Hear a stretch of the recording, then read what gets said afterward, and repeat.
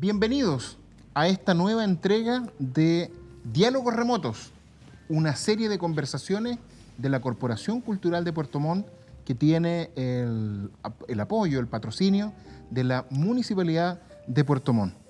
Los invitamos a seguir esta programación y este programa en particular en nuestro sitio de YouTube y enterarse de todas las alternativas de programación de la Corporación Cultural en su sitio web www.culturapuertomont.cl. Quiero darle la bienvenida a nuestros invitados del día de hoy. Suele ser un lugar común decir que estamos entre amigos, pero probablemente pocas veces fue tan cierto. Estoy con dos muy buenos amigos, no solo amigos de la casa, del teatro, de la corporación, sino que en lo personal tengo un vínculo de amistad importante con ambos y con alguno más de alguna historia que merece ser contada en otra oportunidad. Bienvenido Rafael, bienvenido Harry. Gracias. Tenemos un encargo muy particular y es presentar este libro,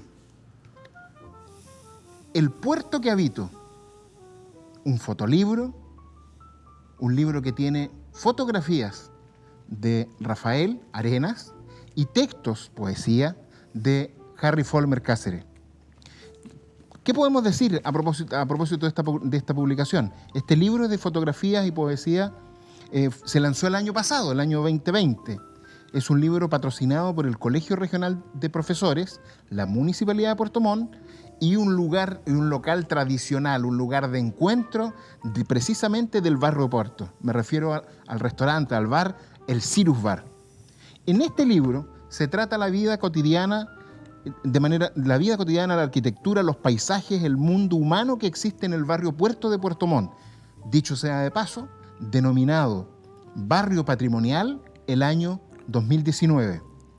El poeta Harry Folmer, con destacada participación en distintos eventos y con más de 4 libros editados de poesía, se enfrenta precisamente a este desafío de poner en palabras lo que nosotros, a través del lente de Rafael, vemos en el fotolibro. Es un recorrido, un viaje por un barrio, por el barrio uno de los barrios más antiguos de la capital de la región de los lagos. Por su parte, el fotógrafo Rafael Arenas Encina retrata la vida existente en el barrio Puerto, en oficios, calles, a cielo abierto, arquitectura, en espacios íntimos, en lugares donde la gente que habita y que hace del barrio Puerto un lugar único de nuestra ciudad. Vamos a iniciar esta conversación consultándole primero a Rafael. Vamos a hablar de aquel proceso creativo en el inicio, del germen que motiva esta obra. ¿Cómo parte esta idea? Te lo consulto a propósito de lo siguiente. ¿Hubo un concepto previo, una idea trabajada, reflexionada, antes de salir a disparar con tu lente por las calles? ¿O más bien fue una acumulación de imágenes que fue desarrollando un corpus de obra de tal magnitud que en algún minuto tú dijiste, mira, aquí hay ejes temáticos o una idea común o un concepto a plasmar? Te pregunto por esa cosa que es probablemente lo que el lector no puede consultar en un fotolibro. Claro. Bueno, Marcelo, gracias por la invitación a la Corporación Cultural. Un poco de todo. Fue una invitación y también el hecho de la necesidad de personal también de retratar un barrio tan especial como el barrio Puerto. Paralelamente a eso está la invitación del Colegio Regional de Profesores, quien me invita junto al poeta Harry Folmer a hacer un montaje de obras fotográficas del barrio Puerto de gran envergadura, de 60 por 80, que están justamente en el Colegio Regional de Profesores de calle Aserradero con Miraflores. Y luego de eso, el mismo presidente del Colegio Regional de Profesores, don Juan Ruiz, nos dice, bueno, ahora los invito a que hagamos un libro. Así, con esa ímpetu, quizás juvenil, de Juan Ruiz, y nos lanzamos con Harry, yo a recorrer el barrio durante 1 año y medio más o menos, a recorrer sus calles, ya tenía algún trabajo previo, a retratar algunas cosas, a volverlas a poner en escena, a conocer la gente, a estar con ellas, a compartir, a conversar con la gente y luego de eso sacar la cámara, quizás después del tercer día, en algún momento. ¿Y por qué el barrio Puerto? ¿Es porque allí está la sede del Colegio de Profesores? Una de las razones es esa, pero la otra también por la riqueza que existe en ese barrio. Allí no solamente la gente que habita o que va a trabajar ese barrio, sino existe lo que se ha perdido durante todo este tiempo que pasa los años, ¿no? La vida de barrio. La señora que barre, la señora que atiende en el almacén, el peluquero, la peluquera, la costurera, la señora que está mirando por la ventana, el bar clandestino. Sus varios. O sea, claro. En fin, los habitantes que cohabitan el barrio, los mendigos, los animalitos que también están allí, la arquitectura, el cielo abierto, como tú decías. Entonces, es muy rico el barrio Puerto. Ahora, es un rescate que lo congelamos en el tiempo en el libro y esperamos que se mantenga. Como barrio patrimonial, que se mantenga. Perfecto. Voy a cambiar el eje de la conversación hacia el poeta, pero también me intereso por aquel ser humano, por aquella persona detrás del artista. Harry es un poeta curtido, sin duda, en las calles, hecho a sí mismo. Y cuando digo hecho a sí mismo, con todos esos elementos que tiene una autoconstrucción, sangre, sudor, lágrimas.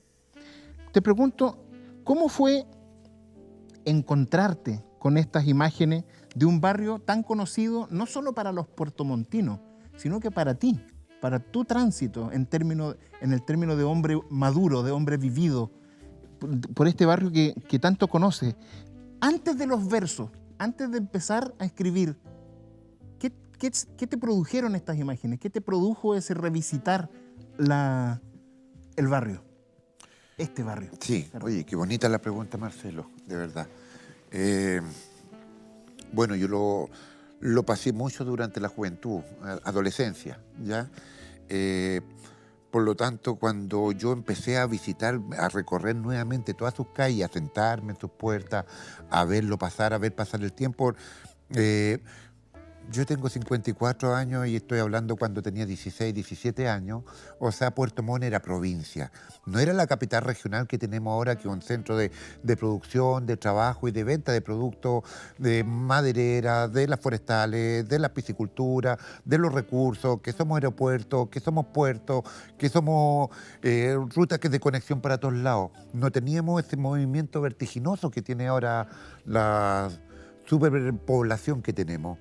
Y era simplemente provincia, con el tiempo, con un sol que te daba otro tiempo de vida, era otro ritmo de vida. El día duraba mucho más, una hora era eterna. Ya sentarse bajo el sol y al lado de esa tejuela era una comodidad afectiva, ¿ya? Y una certeza, seguridad por donde anduvieras. Era como sentir cariño. Y volví a un lugar cómodo, un lugar que para mí es un lugar de paz, de tranquilidad, ¿ya? Ahora, por supuesto que tiene toda una historia de nocturna, pero yo no me planteé desde esa visión. Me planteé sobre lo que nos iba quedando, sobre lo que tenemos ahora de lo que fue, ¿ya? Y por eso es importante, porque el barrio Puerto fue un texto que nos pidieron. El sur de Chile, Puerto Montt y todos los alrededores, en cierta medida le debe mucho a Ángel Moe, al puerto, porque ahí se fue creando una población que fue haciendo crecer todo Puerto Montt hacia los lados, hacia todos los extremos. Y de ahí se vino creando el centro y todo eso, porque la actividad puertomontina era portuaria. Después, un poco más allá, se instaló el tren, pero la llegada de los barcos veleros y todo eso. Pero también yo tenía un rollo con la marina mercante, porque mi abuelo fue marino, ya llegó de Alemania para la firma Oelker, y los últimos veleros de 3 mástiles o de 4 mástiles, ¿no es cierto?, trinquete, mesana, balista, lo que sean, fueron los de la firma Oerker casi en el mundo, y eso desaparecieron en el año 60. De hecho, en el museo están las cosas, y está la bitácora de mi abuelo, que era del barco La Nelson y la Calbuco. Y hay muchas fotos que salen donde aparece ese barco atracando ahí en el puerto. Entonces, las historias familiares donde yo me fui formando tenía que ver mucho con el mundo marinero, ¿ya? Entonces igual lo teníamos cercano. Y a mí me gusta mucho el mar, me gusta el puerto. Así que calcé justito. Lo que sí me obligó a hacer un cambio de la visión y la forma del lenguaje. Y la estructura poética a lo que me estaba refiriendo. Porque siempre había tenido como un discurso que tenía que ver con un mundo laboral que había tenido hacia atrás, que con Marcelo lo conocemos bastante bien. Y yo quería salirme un poco de eso. Quería salir porque estaba muy agotado y tengo un problema. Parece que me mimetizo mucho con los personajes. Ya no quería seguir siendo uno más. Así que fue una tablita salvación. Y se agradece. Me es imposible no repasar un par de frases tuyas. La aceleración del tiempo. Antes las horas duraban más. Muy buena frase. 1. 2, al estar al sol frente a esas tejuelas, el compartir con gente, y te llevo con alguien que conocemos, Baudelaire. Baudelaire planteaba que precisamente la tragedia del hombre moderno era esa, era la pérdida de la comunidad, del vínculo, y que la máquina, la modernidad, estaba haciendo precisamente que se perdieran esas cosas. Antes de que entres también a buscar un texto de tu elección para compartirlo con nosotros, esa reflexión es la misma tuya, es parecida a la tuya, te cuadra, te hace sentido. Me cuadra, me hace sentido. No es la misma. Ya, de hecho, estos malditos, entre comillas, como los llaman, ¿no es cierto? Todos esos movimientos francés, inglés, alemanes que hubieron, pero liderados por los franceses, nunca me he sentido muy integrado porque era enojo por enojo, ¿ya? Por lo tanto, yo no creo en el enojo por el enojo, yo creo más en la posibilidad del amor por el amor, que es otra cosa. Y sentirme más cercano a aquellas personas que no pueden amar, pero tampoco pueden ser amados, que siempre están siendo castigados. Entonces, estar más cercano a ellos. Sin ser uno de ellos, a lo mejor te transformas. Pero sí, por supuesto, la modernidad nos va alejando de las personas. La civilización nos junta en un grupo, pero ¿qué formó primero? ¿El ser humano a la sociedad al ser humano?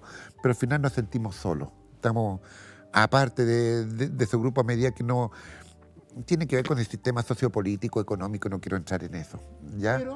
Pero sí podemos decir que, al menos ponerlo sobre la mesa, que cómo nos damos cuenta que la civilización, nuestra civilización, se va haciendo enemiga de nuestra propia cultura. Bueno, el ser humano pasa a tener un valor. Ese valor es por minuto de producción, por hora de producción. Tú eres según lo que tienes, lo que has logrado y según lo que puedes mostrar, no según lo que eres. Hay una historia muy bonita de un tipo que quería cruzar al otro lado desde Ecuador por la cordillera, ¿no es cierto? No sé si iba arrancando o no. Y se busca unos tipos que son guías, parecidos a los sherpas que te llevan a cruzar, ¿no es cierto?, en el Himalaya, ¿ya? Pero el gallo se cae de la mula y se rompe un diente. El diente le produce mucho sangramiento, ¿ya? Y el gallo les dice, no, ¿sabe que yo quiero cruzar porque, mire, me rompió un diente, estoy medio dolorido, pero puedo seguir?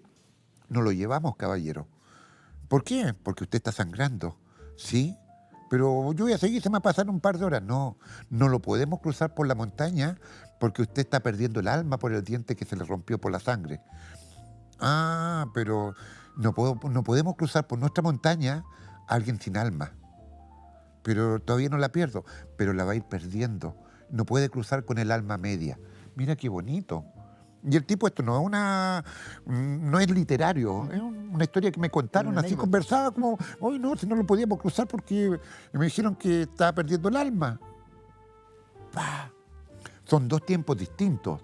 Uno civilizado que quiere llegar a un lugar sin importar cómo, por dónde, sin sentir por dónde va pasando, que es el ser humano, y otros que llegan con toda la calma al mundo, pero sabiendo por dónde van pasando. Y ahí viene ¿no es cierto? Yo creo que la propuesta del creador, del escritor, o no sé, por lo menos mía, viene en mi rollo. Se asemeja mucho, Marcelo, a lo que fotográficamente también trato de hacer. Llega un momento en que ya la técnica, la misma cámara, el mismo lente, incluso el mismo ojo traspasa rápidamente, y uno al fin y al cabo lo que quiere o lo que logra más o menos, o lo que quiere lograr es transmitir eso, es captar el alma de lo que está pasando allí. El paisaje, la arquitectura, especialmente obviamente que la gente. Y como lo dice Harry, efectivamente el alma de un puerto es su barrio, es su gente, es la gente que lo habita. Y a propósito del lenguaje fotográfico, el alma de la fotografía no necesariamente es un foco bien logrado o una extrema nitidez. Claro, Sino ¿no? qué pasaba en ese momento, quién estaba. Lo que pasaba en el momento, fíjate que, por ejemplo, yo tengo la fortuna que estaba retratando la portada que la van a mostrar en este momento, a la señora Mercedes, que en esta casa con una curva muy interesante, que me costó 5 meses poder fotografiarla a la señora porque no abrían la puerta, desconfianza, en fin, hasta que entré a su casa. Y está también presente el interior de la casa, que es una cocina muy, muy bien pulida, muy bien cuidada. Y en el sur el alma de una casa es la cocina.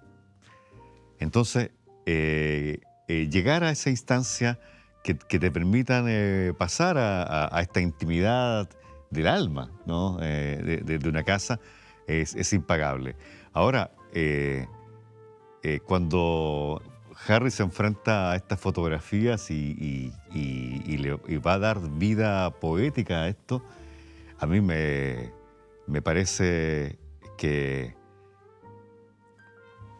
se redoble el alma un poco, pese a que la foto en blanco y negro se va pintando de un color espiritual, con los textos de Harry, que son, para mi gusto, extraordinarios, realmente. Y le doy la pasada para que a ver si puede leer alguno. Ok.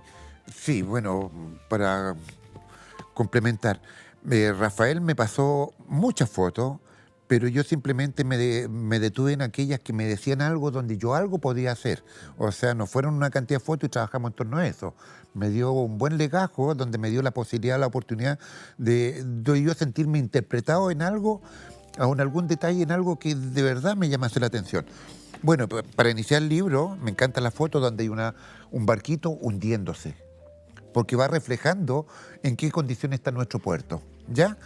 Y yo primero hice un estudio sobre por qué era patrimonio, por qué nos representa la comunidad de Puerto Montt, cómo fue. Estudié el barrio Puerto, busqué información, historia, todo eso, e hice un prefacio, la presentación del libro, ¿ya? Que sería... de veras, la edad. No. Es que mandé a hacerme lente y me están haciendo los que van juntos. Y no me acostumbro. No hay caso. No me caso que me acostumbre a esos bifocales. No. ¿Ya? Acá está. Prefacio dice: Orza 35 grados sur. Esa es la ubicación geográfica. Orza 35 grados sur. Y recalarás en este puerto. Fija rumbo hacia los árboles que humean boca abajo. Eran los cerros de chip que teníamos. Hacia los pellines, hacia los lingues que custodian estos fiordos y sus caletas. Aquí, Miramar, barrio de antaño y patrimonio, con un llanto antiguo de niños que grandan las gaviotas. Aquí, antes del matadero o el desguace, los barcos de madera gimen por la noche soñándose romper el puelche y sus corrientes que nos alejan. Ahora es hogar donde antes hubo bosque, ahora es Conchilla donde antes hubo lapa. El horizonte es tan solo un cable largo con pelotas blancas para los helicópteros, el que cruza a Tenglo. Por los pasajes aún se escuchan los cascos a trote natural de los caballos de sangre. Todavía hay rieles marcados donde tuvieron que cargar en el puerto y iban llegando arriba o abajo, después pusieron los trenes. Aquí en este puerto, sus asentamientos, los gaviones detienen el mar que hunde febril sus dedos en la tierra. Los gaviones son los que controlan, ¿no es cierto?, la tierra con el mar, que son las piedras y todo eso. Los manómetros y sextantes aún son comunes para pronosticar el tiempo, su refracción atmosférica y las transparencias del aire. Nuestro patrimonio e identidad son nuestras pendientes, nuestros cerros y laderas, nuestras casas antiguas, el aullar de los barcos en el puerto, cuando se van o cuando vuelven. Nuestros sindicatos estibadores, el agente de aduanas, el círculo de oficiales, nuestro propio bar, donde aún alumbran las lámparas y los chonchones, el colegio de profesores que está instaurado ahí, nuestra iglesia de madera, que a campanadas llama a Dios todos los domingos, y a tantos otros, y a veces que nadie llega. Vengan, entren a visitarnos un poco. Esta es mi casa, nuestra casa por dentro, nuestra vida que oscila entre varios siglos, desde que se creó Puerto Montt. Eso es más o menos lo que traté de decir, que el prefacio, el inicio, la entrada al libro.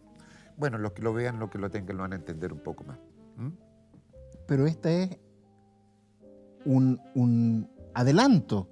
Recién vamos a ir a otra lectura poética de esos versos. Volvamos con Rafael. El fotógrafo, quiera o no, guste o no, tiende a enamorarse de sus capturas. Tiende a quererlas como hijo. ¿Cómo fue el difícil trabajo de seleccionar imágenes? Algo dijo Harry, pero te apoyaste en un diseñador, en un editor, asumiste la labor tú, la delegaste, porque en la construcción de un fotolibro, si hay algún proceso complicado, complejo, es convencer al autor de la fotografía que, enamorado de su obra, quiere que todo esté en el soporte papel y que vaya todo al libro. Alguien tiene que decir, esto va, esto no va. Cuéntanos un poquitito de eso, por favor. Bueno, a ver, por deformación, y esto tengo la coincidencia con mi pareja, somos del mundo del teatro. Y en el teatro menos es más. Entonces, ya con esa premisa, no tengo quizás la formación de poder poner todo, ¿no? El encantamiento. El encantamiento o ese encantamiento de musas que dicen, no, todo va, todo sirve. No. Lo tuve claro que había que acotarlo, lo tuve claro que era un libro fotográfico que había que pelearlo harto por una imagen que captara lo que yo quería fotografiar, pero también está la otra parte, el ponerlo en papel. Y luego de eso, que el papel quede bien a lo que tú quieres hacer, el fondo del papel, en fin, todo eso, y el diseñador... La materialidad misma afecta a la obra La fotográfica. calidad, peleamos también harto lo que fuera la tapa dura, que a mí me parece una presentación importante de un libro fotográfico. También el aporte de nuestro diseñador, David Soto, las acotaciones de Miguel Arana también, que nos ayudó, Juan Ruiz, que yo lo nombré, y esta amalgamada, esta unión que tuvimos con Harry, se logró. Fíjate que no fue tan difícil. ¿Lograste delegar eso incluso colectivamente? Colectivamente, no solo en uno? sí, de opiniones. Sí peleé porque fotos estuvieran, porque hay como 4 fotos que con Roma nos enamoran, pero profundamente en el libro, que son, wow, muy fuertes para mí. Y esas las peleé, sí, esas sí que las peleé, para que estuvieran.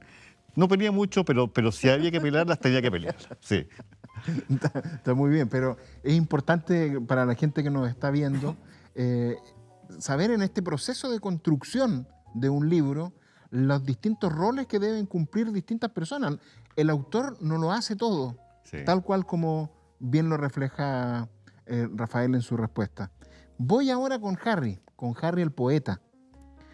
Tengo la fortuna de conocer el trabajo de Harry desde hace un buen rato ya y haber sido fiel testigo de cómo algunos de esos trabajos se hicieron.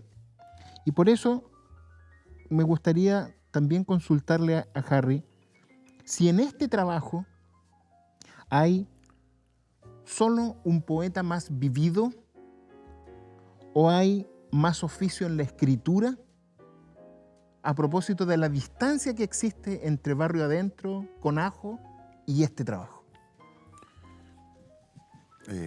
Por supuesto. Pero yo creo que aquí, bueno, primero ordenemos. A mí, no sé, siempre me ha costado mucho la palabra poeta. Siempre me ha quedado muy grande y siempre me ha dado cierta vergüenza que me digan poeta o yo tener que decirme poeta, porque no me reconozco como poeta. O sea, no sé qué es lo que es un poeta. Es una persona que está en otro lado del mundo, que piensa distinto, siente distinto, o simplemente aquel que escribe un par de cosas. Porque si fuera por eso, los 20 millones de habitantes somos poetas, ¿ya? O dejémoslo en 18. Así que me es muy grande la palabra poeta y mucha gente se llama poeta, así que mejor dejémoslo como creador, como que escribo, cositas. Sí, aquí me dediqué, me fue más fácil con el oficio, en el oficio. Y por supuesto que se me salía el Harry Vollmer antiguo, se me salía cada rato y yo tenía que controlarlo. De hecho, hay una foto de una casa construida en un árbol, ¿ya? Sí. Puse una pura frase porque yo pude haber hecho tremendos textos y haberme comido la mitad del libro mostrándome yo con mis textos y no la foto. Y yo hice lo contrario, traté de que la foto salga y que salga, pero lo más contenido en el texto, pero que sea lo medular de la fotografía para darle fuerza en total. Pero esa casita en el árbol, lo primero que pensé es lo que todos hemos querido. Todos tuvimos una infancia, todos hemos soñado con una casita en el árbol. Ahí se me salía. O cuando hablaba de una bandera que está afuera del Corneta Cabrales, que es un local. Y me lo hizo un acercamiento una prima que tengo en Alemania, que es psicóloga, y me escribió, Harry, no sale del texto, sigue todavía ahí. Y una estrella flotando en sangre, que es la parte roja de la bandera. Y me hizo, todavía sigues quedando ahí. Y yo no me había dado cuenta. O sea, van quedando cositas que se me salen. Y me hizo varios acercamientos. Así que están como ambas cosas, ¿ya? Hay un texto que a mí me gusta de una foto que sacó Rafa y por eso viene la interpretación que da cada uno, que son unos gatos, que es de lo último. Son unos gatitos, está al final, Rafa, esa foto, ¿no? Acá está. Ahí está. Son 4 gatos, ¿ya? Pero hay 3 gatitos negros y uno blanco. Y yo veo Pedro Rosales, Chorrillos, Miraflores, todo eso. Y si todos sabemos que allá le llamamos la Colombia Chica, porque los extranjeros se instalaron en esa zona, pero los extranjeros latinos, por supuesto, ¿no es cierto? Los ecuatorianos, los brasileños. ¿Ah? La morenidad. La Ahí morenidad, tiene. dejámoslo así, es que yo ya no sé si decir negro, moreno, ella. Yo ya estoy medio confundido porque tengo 54 años y yo me quedé en el tiempo del bullying, así que yo sé que siempre se me acusa, pero me llama la atención eso. Y el gatito blanco ahí, ¿ya? Y han cambiado las historias de mi barrio. Claro que ha cambiado el barrio, ya no es el mismo. De hecho, ya no están los mismos locales, ya no están asaltando, ya no corretean a alguien con un hacha, que eran otras historias, donde estaba lleno de niñas afuera y los cabros, tú pasabas y estaba lleno de cabros del industrial, del liceo, del comercial, que se iban a bailar con uniforme. Y de hecho había una escuelita Pérez Rosales un poco más arriba, que era como la escuela y ahí se iban los de enseñanza media. Yo estudié ahí. Han cambiado la Pero historia iban los otros. Otro. Han cambiado la historia de mi barrio. Somos todos inmigrantes de otros cielos y cornisas de otros lugares. Pero desde los techos maullamos a la luna y nos amamos bajo ella como si fuéramos un solo gato. O sea, estamos siendo uno solo, una sola sociedad, un solo grupo. Y yo veo que están todos ya integrados, todos en comunión. A eso me refiero. O sea, la igualdad, pero ha cambiado el barrio, ¿ya? Ahora está más alegre, entre comillas. Es otro barrio. Eso, Marcelito. Muchas gracias. Yo Carlos. quería contar una cosita puntualmente con esa foto que también me gusta. Yo venía a tomar la foto de la portada y de repente miro, ya dejando mi cámara en mi autito, y miro y estaban estos gatos ahí mirando, curioseando lo que yo estaba haciendo con mi bolso. Y fue una comunicación que tuvimos. Poco a poco bajé el bolso, rearmé la cámara, los retraté. Algunos posaron, pero casi todos están allí como está en la fotografía. Y después de ese instante, yo le di las gracias, qué sé yo, los miré un rato, y el gato que está de protagonista, que es el gato más blanquito, se sacó la cresta. Se cayó ahí mismo. El barrio está, ahí está el barrio igual. Así Se está. cayó. Quizá ese golpe que se dio y luego se metió por una rendija, le dio fuerza a esa fotografía también. No solamente el instante, sino también el cuento que hay, la carga dramática que tiene la fotografía y el drama que implicó la comunicación que tuvimos con estos animalitos preciosos. Pero se me producen dos ideas, vienen a la mente dos ideas rápidas. La primera, si hay algún peludo fotogénico como sujeto, Es el gato. es el gato. Claro, claro. Creo que la foto está plenamente lograda y que lo refleja fielmente. Pero como sujeto fotográfico, este libro, vuestro libro, tiene una serie de sujetos. Háblanos de ello. Bueno, como decía al comienzo, aparecen la tendera del almacén, el mendigo, la costurera, gente que vive allí o que va a trabajar al barrio y que ha dado gran parte de su día, por tanto años, meses y años, en este lugar. Es habitué o vive allí o se ha trasladado ya a vivir allí. Estas personas tienen la particularidad de la tranquilidad, de la hora larga, como decía Harry, de conversar. De las comidas a la hora. De la comida a la hora, el peluquero, por ejemplo, que está allí, que atiende mucho marino mercante, que necesita tener el pelo corto más habitual de lo que uno lo hace en el peluquero. Bueno, yo no lo hago nunca. Y por lo tanto, la tranquilidad barrial de conversar, de darse el tiempo, de estar allí, de vivirlo, el tic-tac está presente con la tranquilidad. Fíjate que en las casas que yo habité no había tan presente el televisor, por ejemplo. No estaba tan presente el televisor. Pero la radio sí. La radio sí, y la conversación. ¿Sí? Una radio para informarse, para escuchar música, pero a un volumen que te permita conversar.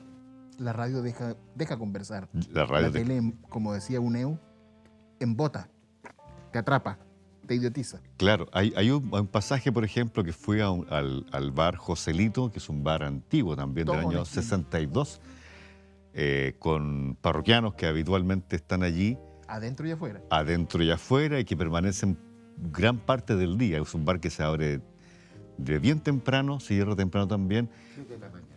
7 de la mañana se abre. Y están allí, van incluso a hacer su pequeño trabajo y vuelven, ¿sí? Con una atmósfera de bar, con un piso de bar, con gente que está allí sin hablar, pero comunicándose.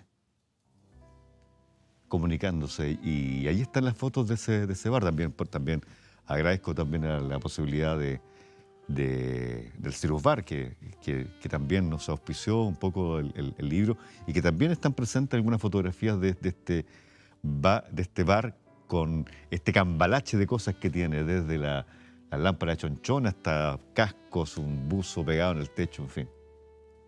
Una de las características de la sociedad que vivimos, por supuesto, no es la exclusiva, tiene que ver con el credencialismo, con el exhibir certificaciones, títulos, diplomas, etcétera, etcétera.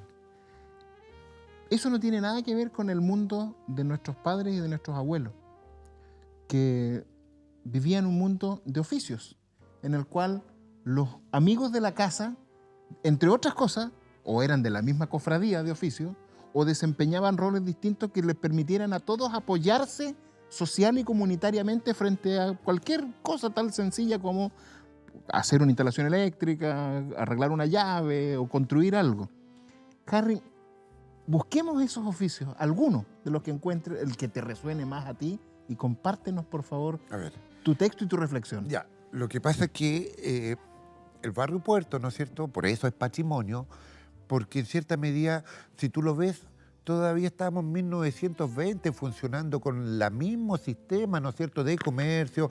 Tienen, importante, ¿quién hace los cañones? ¿Quién hace las canaletas? Tienen, ¿no es cierto?, ¿Ah? Por supuesto. O sea, todo lo tienen junto, todo lo tienen ahí mismo. Tienen el peluquero, tienen quien vende lana, tienen quien abastece los barcos, que entrega las comidas, que entregan, tienen al que vende los productos, los sextantes, que tienen, o sea, está todo ahí, está el taller de redes, está el bar, está todo ahí, están todos interconectados unos con otros porque tienen que suplir sus propias necesidades. O sea, desaparece Puerto Montt completo y ese sector se mantiene solo lo más bien, sin necesidad de nada más. Porque incluso va a aparecer al tiro, ¿no es cierto?, el sastre. Chuta, ahí hay una persona, porque ahí tienen modistas, tienen de todo, si nos faltó.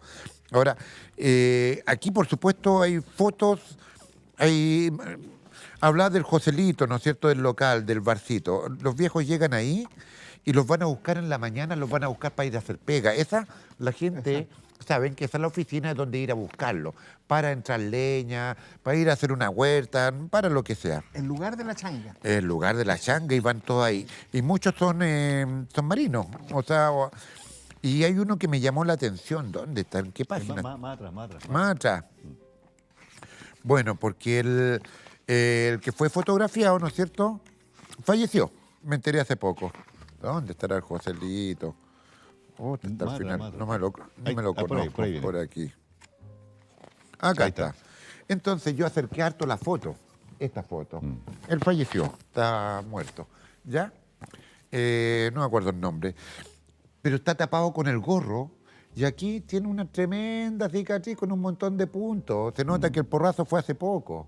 ¿Ya? Y se cayó de frente, pero se estaba cubriendo. Son cosas que a lo mejor el fotógrafo no va viendo, pero que uno va encontrando, porque son dos lecturas distintas. ¿Ya? Y ahí juega el rol del escritor en la interpretación de la fotografía. ¿Ya? Consumido de paz. Ah, de veras. Una costumbre. Cambio. Es que no estoy leyendo últimamente, así que estoy así. Consumido de pájaros tempraneros, sonriendo nos recibe el loro en su castillo de madera oscura. El bar, porque tiene pocas ventanas. Y fantasmas heridos de quienes pasaron. Imagínense cuántas personas han ido pasando por el bar, se han ido muriendo, y todos van contando la historia de los otros. Ese es el eterno diálogo que tienen ahí. Los que han ido pasando y los que están. No los que vienen. Mira nuestros ojos salados, húmedos con mar de oscuro y olvidados puertos, sin amarras, eran libres. Nuestras cejas heridas que nos delatan por dentro. A eso me refería. ¿En qué muelle te olvidó tu barco? ¿Con qué muertos bajaste de estribor? Te saludo alegre, inundado. Nunca una despedida, amigo mío. Triste saldrá de estos labios que ya no besan. Nunca una despedida triste saldrá de estos labios que ya no besan. El hombre solo. El saludo siempre será una despedida. Es lo que yo me imaginaba. Y todas las personas allá atrás mirando, pero él está frente a la vía, lo poco que le quedaba. Me llama la atención esas cositas. Eso más o menos, no sé si lo expliqué, Marcelo. Absolutamente, Ya. absolutamente. El barrio Puerto tiene esa cosa que probablemente se dice poco, que es el sentimiento de comunidad. Algo que nos hace tanta falta y que ha quedado tan en evidencia en los tiempos duros que estamos viviendo, donde la experiencia social se ha ido privatizando, se ha ido metiendo intramuro, pero dentro del muro personal, chiquitito, propio, no el muro donde nos encontramos varios, que es una de las cosas que la pandemia nos quitó. Pero también en Puerto Montt hay una comunidad de fotógrafos, a la cual pertenece Rafael, una comunidad que tu trabajo ha sido fundamentalmente de escena, Sí. o sea, reflejar a través del lente lo que ocurre aquí con los protagonistas de acá desde una prudente distancia, desde las butacas, para mostrar el trabajo de los artistas, que es un trabajo que requiere registro para los catálogos, para que otra gente lo conozca, para la memoria y para la difusión y comunicación de la obra que se está haciendo en escena. Rafael es fotógrafo invitado de importantes festivales de teatro de nuestro país. Yo me lo he encontrado en algunos de en algunos de esos eventos. ¿Qué tan distinto es este trabajo entre callejero y documental, para hablar del lenguaje fotográfico, con el trabajo de escena? ¿Dónde está la principal dificultad o la principal diferencia? Bueno, buena pregunta. No lo había pensado, fíjate, pero sí tiene mucha lógica. Estamos aquí en el Diego Rivera, en el escenario del Diego Rivera, donde uno generalmente está en la butaca, en el caso mío, atrás o en el lado cruzado, retratando este mundo que está acá en estos metros, 10 metros por 12, en fin, o más. Y aquí ocurren cosas, afortunadamente, bien iluminadas, bien contadas, bien dictadas, bien escuchadas. Pero este mundo está reducido a esto. En un barrio está el cielo abierto, está el ruido del pajarito, el del motor, el de la vida de barrio. Y por lo tanto esa escenificación es mucho más grande. El paisaje es mucho más grande. Pero tanto como acá en este sitio como allá en el barrio, me surge la espontánea respiración y el aguantar la respiración para el clic, más o menos parecido. Cuando hay un personaje allí que está, que lo va a mostrar la cámara ahora, que está yendo hacia una puerta, como volviendo o llegando a su última parte de la vida, que es el caso también del parroquiano Joselito, que le pasó. Cuando yo veo esa imagen allí, de esta persona yendo hacia esta puerta después de un momento laboral, con su chaleco o chaqueta amarrada a la cintura, una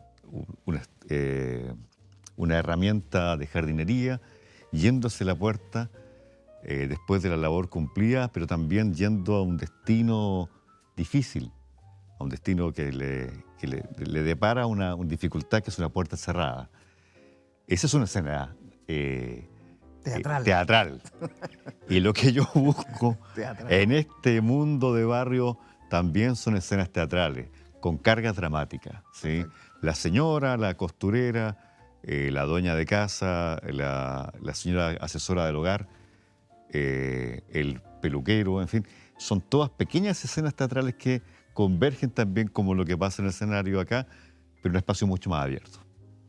Harry, has hecho varias intervenciones, pero relacionadas con la poesía y el poeta. Pero así como alguien, que yo no recuerdo quién, pero a lo mejor tú sí, así como cuánta poesía hay en el silencio, cuánta poesía hay en la calle. Toda. A ver. Yo me crié mucho en la carretera austral, un sector que se llama Contao, Seno Reloncavía al frente, lo que pertenecía antes a Chiloé Continental, que dejó de serlo. Tuvimos oportunidad de ir. Exacto.